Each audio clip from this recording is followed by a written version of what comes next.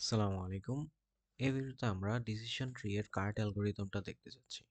আচ্ছা, তো প্রথমে আসি আমাদের আইডি ট্রি অ্যালগরিদম এবং কি C4.5 এই দুইটা অ্যালগরিদম যেগুলো দেখলাম সেগুলোতে প্রবলেম কি ছিল? প্রবলেম একটাই ছিল, সেটা হলো স্প্লিটিং ফ্যাক্টরে।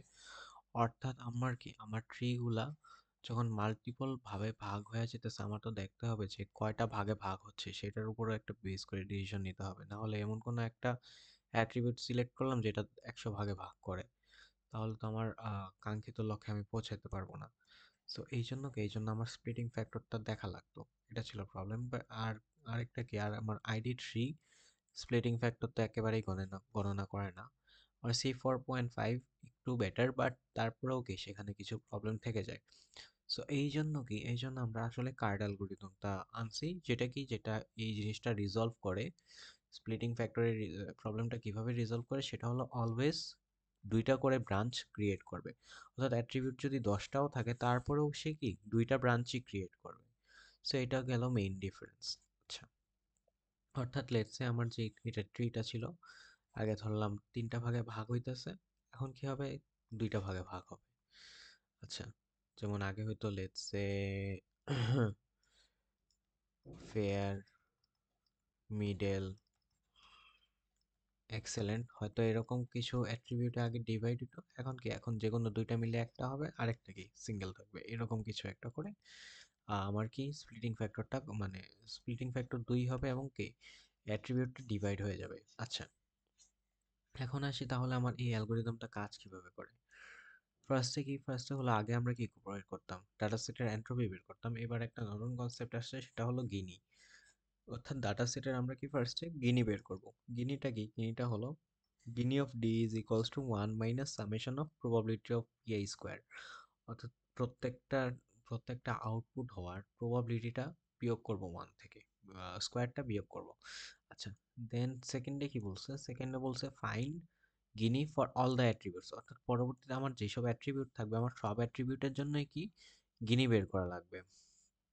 আচ্ছা, সিলেক্ট এটার আরো বিশ্লেষণ, মানে ভিতরের আরো সাবস্টেপস গুলো যদি দেখি, তাহলে কি ফার্স্টে কি সিলেক্ট অ্যান অ্যাট্রিবিউট, যে কোনো একটা অ্যাট্রিবিউট সিলেক্ট করব। তারপর কি find all possible combination that can be made to find the two branch. অর্থাৎ আমি যে বললাম যে মাল্টিপল যদি ফিচার থাকে, লেটস সে যেটা দেখাইলাম যে ইউথ, লেটস সে একটা অ্যাট্রিবিউটের ফিচার তিনটা, youth, middle age, middle aged, then হলো সিনিয়র। এই তিনটা অ্যাট্রিবিউট আছে, মানে একটা অ্যাট্রিবিউটের এই তিনটা ক্লাস আছে। তাহলে আমি বলছি যে তিনটা ব্রাঞ্চ, দুইটার বেশি ব্রাঞ্চ হতে পারবে না, কাজেই কি কোনো এক কোনো দুইটা ফিচার মার্জ হয়ে একটা তো হবেই, আরেকটা সিঙ্গেল থাকবে। এরকম করে আমার কি এই তিনটাকে আমি দুই ভাগে ভাগ করতে পারি। সো এরকম করে প্রত্যেকটা কম্বিনেশন বের করতে হবে আমার দুইটা ব্রাঞ্চ বের করার জন্য। দেন কি ওই প্রত্যেকটা কম্বিনেশনের কি আমার গিনিটা বের করতে হবে। আচ্ছা, এই অ্যাট্রিবিউটের যে কম্বিনেশনের গিনি বের করার ফর্মুলাটা কি, গিনি অফ এ মানে অ্যাট্রিবিউটের, আর ডি হলো ডাটা সেটটা, ইজ ইকুয়ালস টু D1। অর্থাৎ প্রথম যে ব্রাঞ্চটা, সেই ব্রাঞ্চের ডাটা সেট ডিভাইডেড বাই এটা কার্ডিনালিটি আর কি, ডিভাইডেড বাই ডি, অর্থাৎ মেইন ডাটা সেটের কার্ডিনালিটি। তারপর কি D2 গিনি অফ D1, এটা আগে যেটা ছিল যে 1 minus summation of P, probability স্কোয়ারটা বিয়োগ যাবে, এবং কি এখানেও সেম, না 2 নাম্বার ব্রাঞ্চের জন্য যে ডাটা সেটটা যাবে সেই ডাটা সেটের গিনি আর কি। আচ্ছা, সো এগুলা যাওয়ার পরে select the attribute and the combination that gives the least Gini. অর্থাৎ যাদের গিনিটা সবচেয়ে কম হবে, সেই অ্যাট্রিবিউট এবং সেই কম্বিনেশনটাকে আমরা সিলেক্ট করব, আমাদের রুট নোড হিসেবে সিলেক্ট করবো আর কি। তারপর কি repeat until pure class is found. অর্থাৎ এই প্রসেসটা রিপিট করতে থাকবো যতক্ষণ না পর্যন্ত আমার সব অ্যাট্রিবিউট শেষ হয়, অথবা কি আমি পিওর ক্লাস ফাইন্ড আউট না করি। আচ্ছা, একটা এক্সাম্পলে যাই। সো লেটস সে এই ডাটা সেটটাই দেওয়া আছে। আচ্ছা, তো এই ডাটা সেটের উপর আমরা কি অ্যাপ্লাই করব, আমরা এই কার্ট অ্যালগরিদমটা অ্যাপ্লাই করব। আচ্ছা, তো আমাদের ফার্স্ট স্টেপটা কি ছিল, ফার্স্ট স্টেপটা ছিল ডাটা সেটের গিনি বের করা। So Gini of data set is equals two কি বলছিলাম, 1 minus summation of P I square, নিচে আই ইজ ইকুয়ালস টু 1 থেকে n পর্যন্ত। আচ্ছা, 1 গেল মাইনাস, তারপর কি পিআই আমার কি এই যে আউটপুট ক্লাসটা, সেটাকে ক্লাস, এখানে আমার লেভেল কি কি আছে, হয় ইয়েস আছে বা নো আছে। আচ্ছা, তো ইয়েস হওয়ার প্রবাবিলিটিটা দেখি। ইয়েস হওয়ার প্রবাবিলিটি কত? আমার ইয়েস আছে 9টা, সো উপরে গেল 9, টোটাল আছে 14টা, সো 9/14 স্কোয়ার মাইনাস হবে আমার নো হওয়ার প্রবাবিলিটি, নো আছে 5টা, টোটাল আছে 14টা। সো এটা যেটা আসে এটা গেল আমার গিনি। এই গিনির ভ্যালু আসে 0.459, মেন গিনিটা আর কি। দেন সেকেন্ড স্টেপে কি বলছিলাম যে সবগুলো অ্যাট্রিবিউটের গিনি বের করা।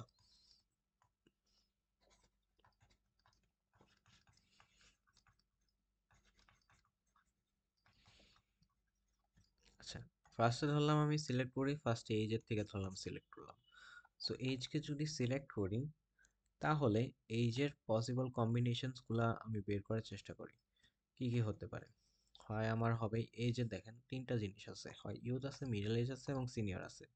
সো লেটস সে ধরলাম ইউথ, দেন তাহলে ওই পাশে কি কি যাবে, তাহলে মিডল এবং সিনিয়র যাবে। দেন সেকেন্ড ব্রাঞ্চের জন্য আর কি কি পসিবিলিটি হতে পারে, একটা হলো মিডল, তাহলে এই পাশে থাকবে ইউথ আর সিনিয়র।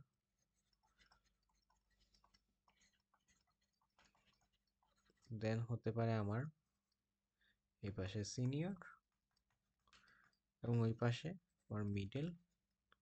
আচ্ছা, আগে ইউথ লিখি, সো ইউথ দেন মিডল। সো এইগুলাই পসিবল কম্বিনেশন আমার আসলে বর্তমানে পসিবল এই এইজ অ্যাট্রিবিউট দিয়ে।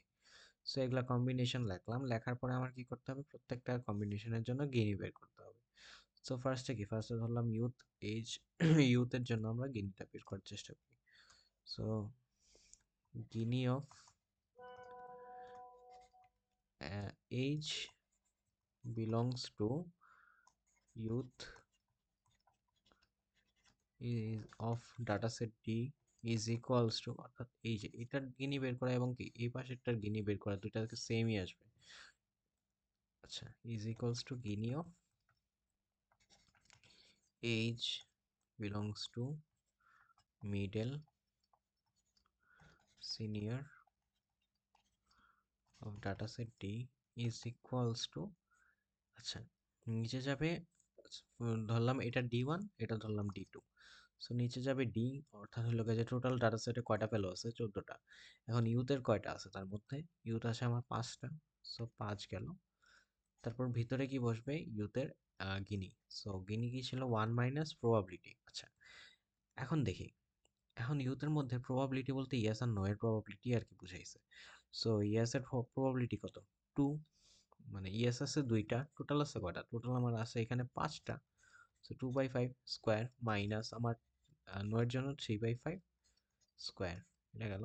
দেন সেকেন্ডলি আমার মিডল আর সিনিয়র, এক্ষেত্রে কি এই দুটো এখন মার্জ হয়ে গেছে না, কাজে আমি টোটালটা ধরবো। সো টোটাল আছে 4 + 5 9, 9টা আছে 14টার মধ্যে এবং প্রবাবিলিটিও দেখবো। তার মানে কি এই ডাটা সেটগুলোও মার্জ হয়ে গেছে। সো এগুলো যদি মার্জ হয়ে যায় তাহলে আমার ইয়েস আছে কয়টা, 4 আর 3 7টা। So 7/9 whole square. দেন আবার কি নো এর জন্য আছে কয়টা, 0 আর 2, সো 2, 2/9 হোল স্কোয়ার। দেন এটা যেটা আসে সেটা হলো 0.394।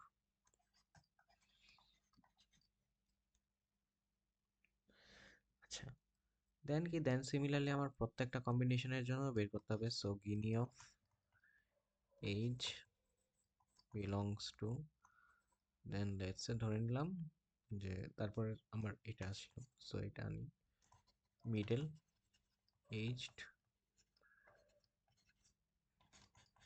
ডাটা সেটটা ইজ ইকুয়ালস টু কি, গিনি অফ এইজ বিলংস টু, ওই পাশেরটা ওকে, এটার গিনি এবং এটার গিনি সেম হবে। সো এটা ইউথ দেন কি সিনিয়র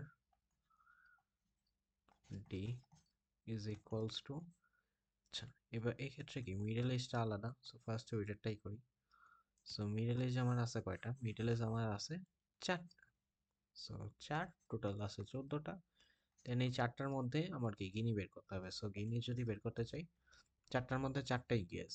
সো ইয়েসের প্রবাবিলিটি ইজ 4/4, স্কোয়ার বা 1, দেন নো এর প্রবাবিলিটি কত, 0/4 বা 0, প্লাস হবে বাকি যে ছিল ইউথ এবং সিনিয়র, এই দুটাকে মার্জ হয়ে যাবে। সো 5 5 10, 10টা দ্বারা রইলো।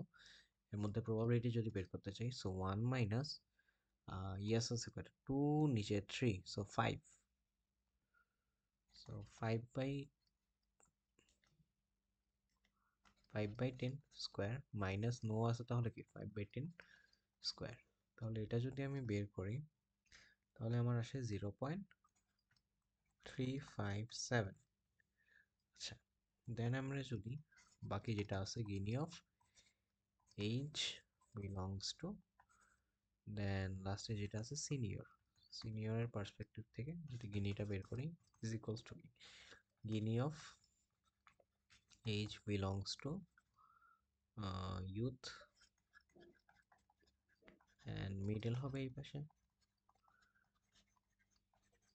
আর এখানে ডি ইজ ইকুয়ালস টু, আচ্ছা তাও সিনিয়র আছে কয়টা এখন, 5টা।